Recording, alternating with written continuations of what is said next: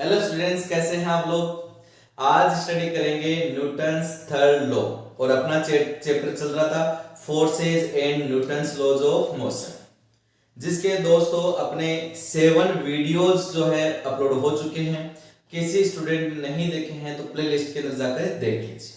ठीक है, ये जो चैप्टर का क्रम है वो एक दूसरे से जुड़ा हुआ चल रहा है, इस चीज का स्पेशल ध्यान रखना। ओके, तो स्टार्ट करें।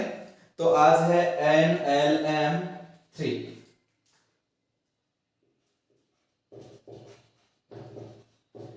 दोस्तों इसे जनरली एक्शन रिएक्शन लॉ भी बोला जाता है।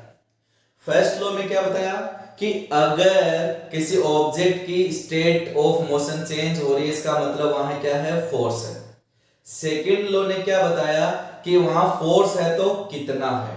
अब थर्ड लॉ ये बता रहा है कि जो फोर्स लग रहा है लेकिन जो बॉडी है वो फोर्स का क्या कर रही है, विरोध। चेंज का क्या कर रही है, विरोध कर रही है। तो विरोध कर रही है तो वो कितना विरोध करने वाली है, ये किस रूल ने बताया, एनएलएम 3 में, न्यूटन थर्ड लॉ।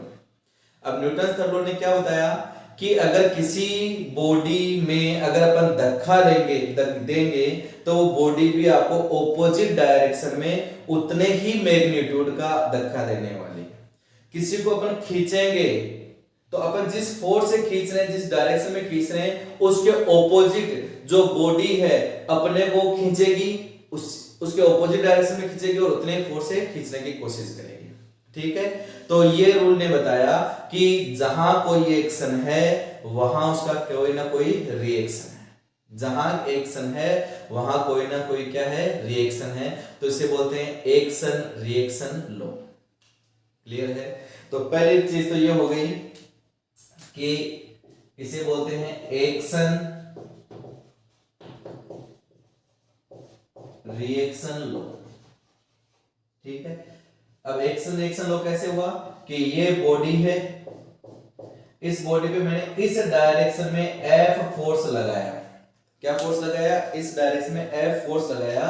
इस बंदे ने इस बॉडी पे F फोर्स लगाया तो ये बॉडी भी ऑपोजिट डायरेक्शन में F फोर्स लगाएगी, लेकिन उसकी डायरेक्शन क्या होगी, ऑपोजिट होगी। यानी कि इनका मैग्नीट्यूड जो है वो दोनों का क्या रहना है, बराबर रहना है। ये बताया एनएलएम थर्ड में। ठीक है, तो डेफिनेशन क्या हो गई, for every action there is equal and opposite reaction. अगर सिंपल डेफिनेशन की बात करें,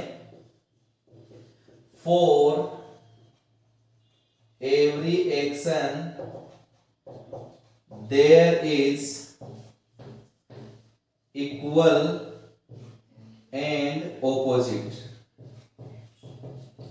reaction। जहां कोई एक्शन है वहां पे रिएक्शन होगा। कैसे होगा, ऑपोजिट होगा और मैग्नीट्यूड वाइज क्या रहेगा, सेम रहेगा।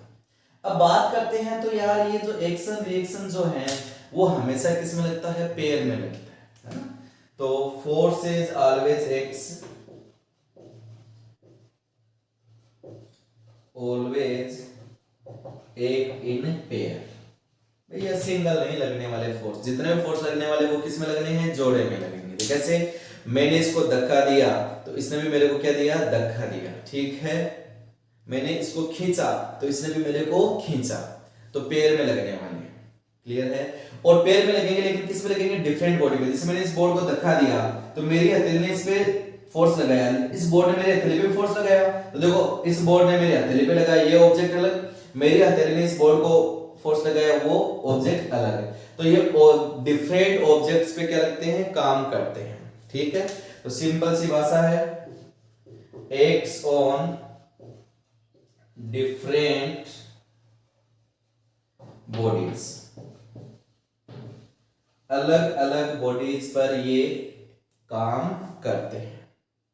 ठीक है, और अगर नेचर वाइज बात की जाए तो इनकी नेचर क्या होगी, सेम नेचर होगी।